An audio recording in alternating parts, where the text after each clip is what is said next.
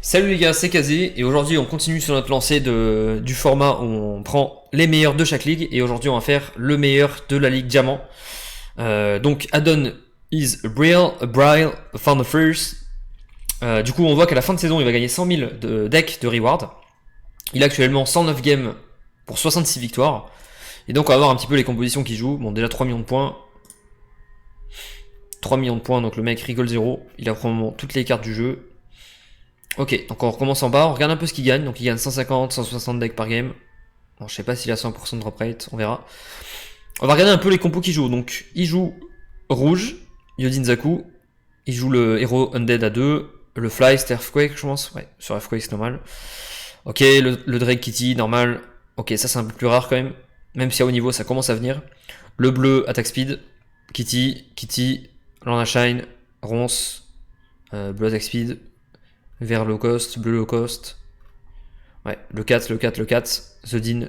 Ok, donc on voit qu'il y a un mec qui a quand même une préférence sur le 4. Il joue le 4 quasiment à chaque fois qu'il peut. Quand il commence à avoir un peu de mana. Après là c'était des brawls je crois, non? Ouais, donc c'est un peu des games différentes encore. Ok, donc on va regarder ça. On va regarder ces petites games.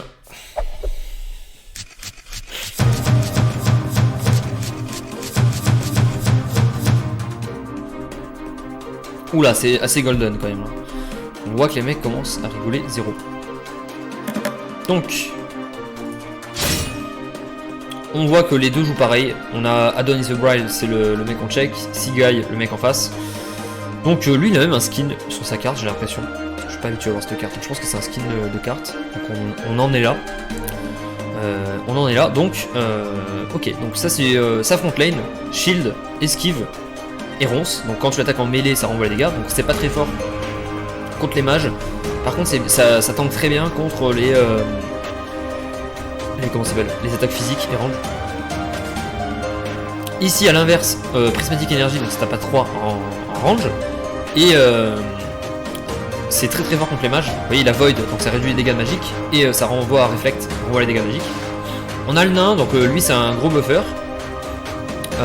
Qui buff toute la team et qui débuffe tous les ennemis mêlés et range en face.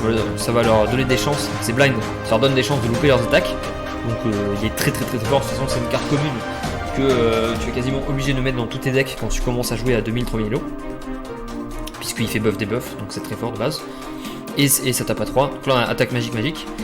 Ici on a pris lui parce qu'il coûte que 2, il tape à 2 et vu que c'est un range, et ben, il va passer à 3 plus AOE. Et ses capacités, on s'en fout un peu, même si y a stun qui est intéressant, qui peut faire skip les tours. Donc c'est assez débile, mais après, bon, bonne chance pour le proc. Mantoid, j'en ai déjà parlé, quand tu joues Yodin Zaku, tu veux avoir la capacité snipe qui va te permettre de taper les cibles au milieu si possible. Donc, par exemple, là, si tu snipes lui, ça tape 3 mecs au lieu de 2, donc c'est très intéressant.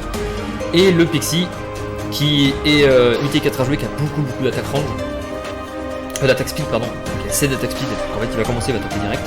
Et il peut aussi stun la première cible. Donc on voit qu'ils ont une strat avec double stun sur le main. Snipe pour aller chercher les gens, buff des buffs, range. Du coup voilà, on va voir si ça strat paye.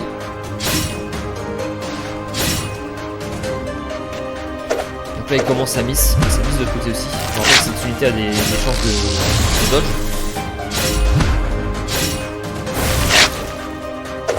Ok, il a dodge.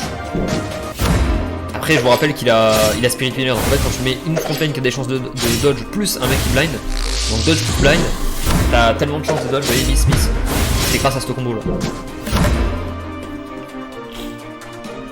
Ok, mon dos à tout le monde. Ils ont pas du tout pris le combo Dragonfly comme on a l'habitude de voir, vraiment quand tu joues à 20-25 tu le fais, là c'est vrai qu'ils ont 38, donc prendre un héros qui scale plus, beaucoup plus intéressant.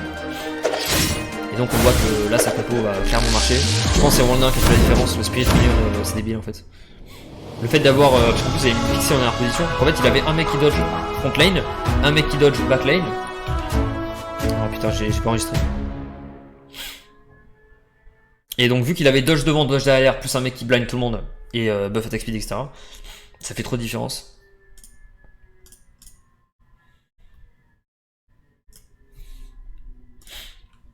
Hop, on va enregistrer pour se rappeler du mec. Tac, donc on a regardé sa première game. On va voir la deuxième. Quand il joue Dark.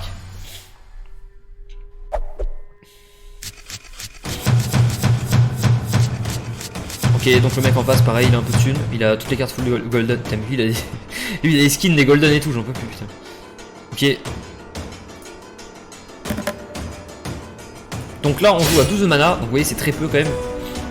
Évidemment, le chicken est joué dans toutes les compositions. Ça, j'en ai déjà parlé. Par contre, son héros, j'ai l'impression qu'il est. Non, c'est le. Pourquoi il a un chicken level 3? C'est très faible quand même. Hein. C'est bizarre qu'avec toutes les cartes qu'il a, il appelle level 3 son chicken. Ok, bref. Donc, Skeleton Warrior. Vous voyez, c'est un très gros tank quand même. 2 à jouer. 3 chill, 4 HP, plus réduit les dégâts. Donc, il n'y a que les attaques magiques qui craint réellement. Là, on a debuff attaque speed HP. Debuff magique. Là, lui, il buff l'attaque mêlée de toute unité, plus il buff les HP tout le monde. Donc c'est un très très beau tank. Il le met en last position au cas où c'est les sneaks en face. Et celui-là, il va empêcher la front lane de heal. Il va réduire l'armure de tous les adversaires. Donc vous voyez que de toute façon, Dark, c'est une race qui est vraiment orientée sur le debuff. Là, si vous réfléchissez bien, on debuff les shields, on debuff la magie, on debuff les HP, on debuff les HP, on debuff l'attaque speed, on buff. Donc là, on a double buff, double debuff. Double debuff et debuff. Donc c'est juste avec 4 unités là. On va voir ce que ça donne. Donc là il y a tous les debuffs qui se mettent en position. Hop, la game commence. Vous voyez que le skeleton va tanker de ouf. C'est très dur de passer sur le skeleton.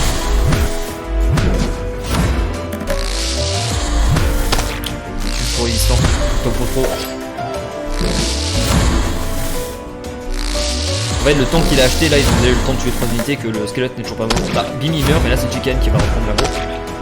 Chicken qui a 7 HP. Toutes les unités vont 7 HP, ils sont sur le nombre de vie. C'est pour ça qu'il part sur du buff des buffs, vu que toutes les unités vont avoir un milliard d'HP. Du coup, c'est plus.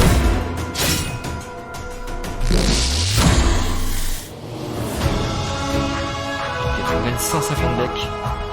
La base. Ok.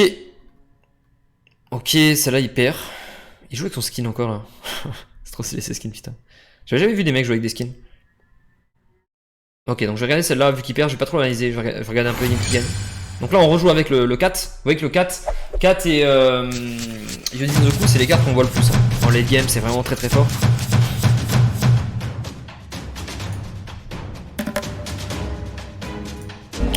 Donc là, je vais analyser un peu. Donc là, ça joue ça. On ne peut pas utiliser les cartes neutres et tous les monsters ont knockout ability. Je sais plus ça fait quoi exactement knockout. Ouais c'est ça, tu fais dégâts x2 sur les unités stun et donc du coup tu peux le proc avec des unités stun toi-même qui permettent de multi-combo, mais il y en a très peu qui jouent là-dessus. Lui il a 2 unités stun là, donc il a celle-là et celle-là. Le Crustacean King, donc ça j'en ai déjà parlé, celui qui shield toute ta team plus heal la front. Kraken ça prend la contre tout le monde. Donc Kraken tu peux comboter avec beaucoup de compositions parce que Kraken c'est un hyper carry en fait, c'est un hyper carry tank. Si tu builds une compo autour du fait que Kraken ne crèvera jamais, il sera ultra résistant, soit en le buffant, soit en débuffant les teams adverses, c'est très intéressant. Et donc là on voit dans ce qui pique, il prend le Scale Doctor, donc ça c'est un hyper heal, il augmente de heal, il augmente de 1 les HP de toutes les teams, il enlève 2, il enlève l'armure de tous les adversaires, il va heal en shield.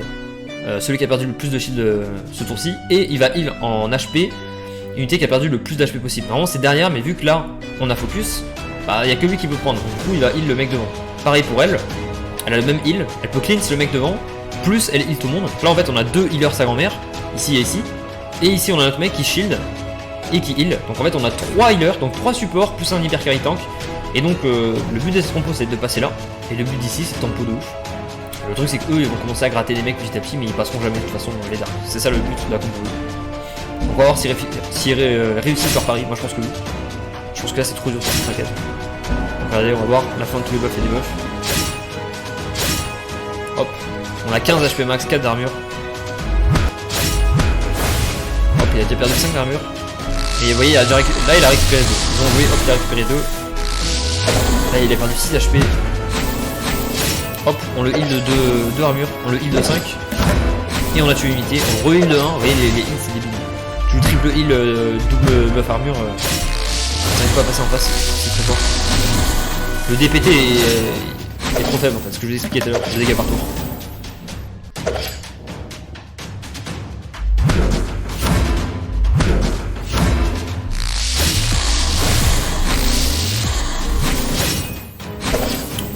J'adore les combos hyper carry tank comme ça, je trouve ça trop stylé.